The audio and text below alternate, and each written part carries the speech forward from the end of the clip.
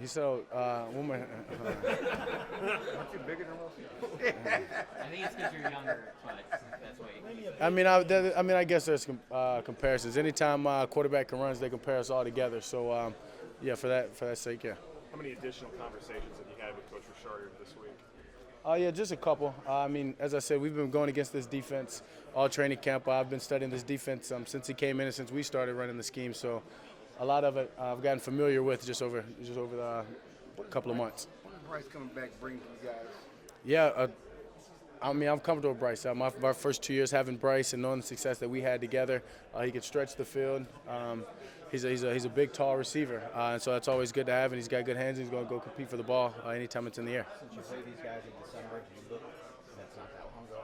Do you look at that game and what y'all did, or what did or did not work that? Yeah, of course. As you said, it wasn't too long ago that we played these guys. So you go back, that's in the breakdown, in the plays and games that we're breaking down to see the things we had success in and the things that we didn't. What we got to change going forward into this week. The defense is top 5, I think, in points and yards allowed. Having a great defense, what does that do for you offensively in terms of being able to stay balanced?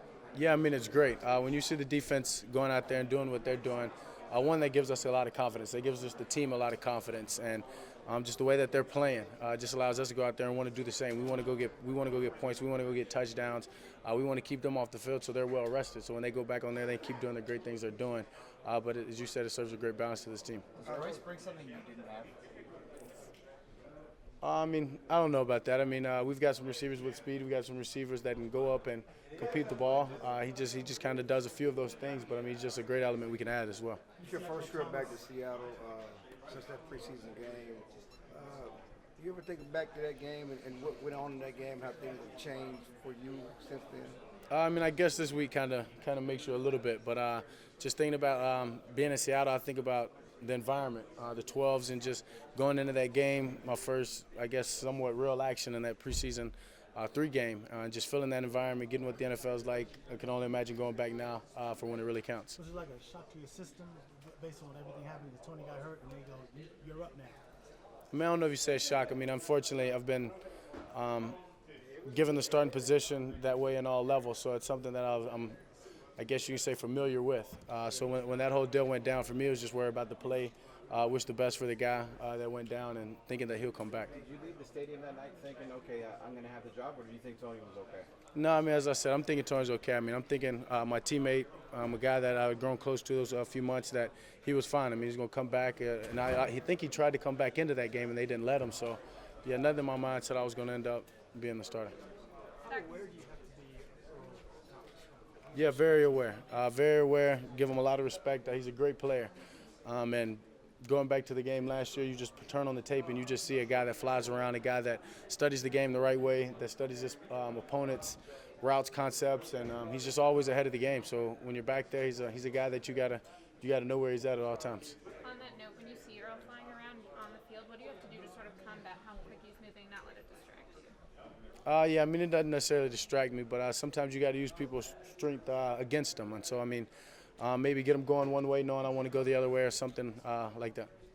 You carried 20, 25 points in some games in college, but do you feel any different after Sunday's game? Any different from? In terms of just taking more hits? I guess a little more so. Than the usual NFL game, but as you said, not anything like when I was taking 20, 25 carries. So I'm all right. But it's been 6 a game, or at least 6 a game so far. You gonna keep that up? Is that the number y'all want now? I don't know. I leave that to Coach Linehan, in the offense. I know we have that threat in. So when that threat's there, you never know. It depends on how the defense plays it. Coach Jerry wants it to stay in. Say again? Coach Jerry wants it to stay in.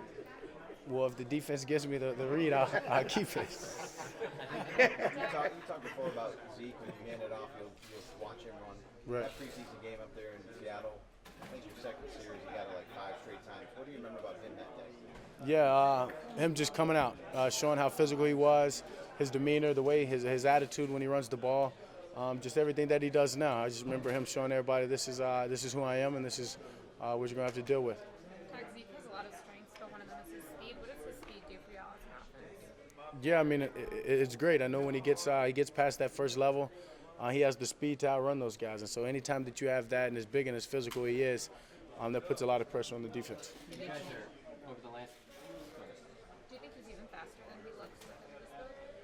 Well, Zeke has this innate ability to run just as fast as he needs to. So he's not going to put it on 100 miles an hour if he doesn't have to. But if 80 is good enough, he's going to run at 80. But he can get to 100. So he runs just fast enough.